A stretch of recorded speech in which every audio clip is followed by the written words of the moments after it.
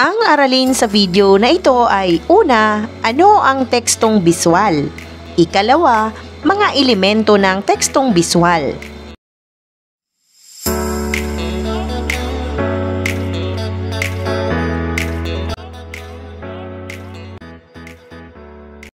Ano nga ba ang tekstong biswal? Ang tekstong biswal ay isang uri ng teksto na ang impormasyon ay sa pamamagitan ng larawan, grapiko, disenyo at iba pang elemento ng sining na nakakatulong upang ipahayag ang mensahe. Ang tekstong biswal ay karaniwang ginagamit sa poster. Ano nga ba ang poster?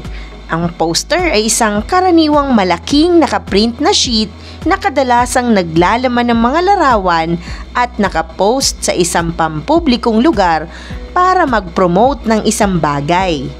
Tingnan ang halimbawa ng poster.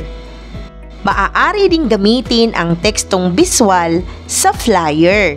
Ang flyer ay isang maliit na peraso ng papel na nag-a-advertise ng isang produkto o kaganapan na ibinibigay sa maraming tao. Maaari ding gamitin ang tekstong biswal sa infographic. Ang infographic ay isang biswal na imahe tulad ng isang chart o diagram na ginagamit upang kumatawan sa impormasyon o data. Ang isa pa na maaaring paggamitan ng tekstong biswal ay ang tinatawag na pamphlet. Ito ay ilang peraso ng papel na pinagsama-sama upang bumuo ng isang manipis na magazine na naglalaman ng impormasyon o opinyon tungkol sa isang bagay. Dumako tayo sa ikalawang aralin, ang elemento ng tekstong biswal. Unang bilang, diagram. Ito ay guhit na nagpapakita ng isang mekanismo, hakbang o proseso ng isang sangay, kaugnayan ng bawat bahagi ng isang sistema. Ikalawa, graph. Ito ay isang biswal na presentasyon ng datos, dami o bilang ng sinusuring impormasyon at ugnayan na kailangan sa isang partikular na pag-aaral. Mula sa graph, may iba't ibang uri. Una, linyang graph. Gamit upang makita ang mga pagbabago at pag-unlad, ang pag-angat o pagbaba ng datos tungkol sa isang bagay. Ikalawang uri ng graph ay ang bar o column graph. Mahusay na ito kung gamitin sa paghahambing ng mga variable tulad ng sukat, halaga, item at iba pa. Gumagamit ng bar at column sa halip na linya dahil ang bawat variable ay magkakahiwalay na item. Ginagamit ang bar o column graph bilang representasyon ng mga sumusunod. Una, paghahambing sa mga item sa loob o sa iba't ibang panahon. Kalawa, paghahambing ng mga item sa isang partikular na panahon.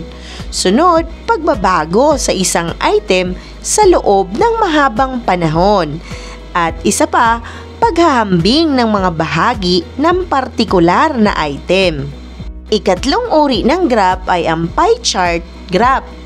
Ginagamit upang ipakita ang magkakaugnay na pagkakahati-hati ng mga bahagi ng isang buo na tinutukoy sa partikular na datos. Dumako tayo sa ikatlong elemento, ang schematics. Biswal na representasyon ng estruktura ng isang sistema o ng mga pamamaraang kaugnay sa isang proseso. Ikaapat, mga litrato. Biswal na representasyon na nakatala bilang isang datos na digital na eksaktong nakokopya ang itsura ng mga bagay o pangyayari. Ang ikalima, talahanayan o yung table. Ito ay isang sistematikong pagsasaayos ng impormasyon sa mga kolum at hanay. Pinakamainam at malinaw na paraan ng paglalahad ng mga datos ang talahanayan. Isang mahalagang aralin muli ang iyong napanood. Maraming salamat sa panonood sa channel na Aralin sa Filipino. Huwag mag-atubiling mag-comment ng inyong tanong, suggestions o paglilinaw ukol sa aralin. Munting kahilingan sa iyong kaibigan, paki-like, share and subscribe para updated ka sa mga susunod pang bagong video ng Aralin mo sa Filipino.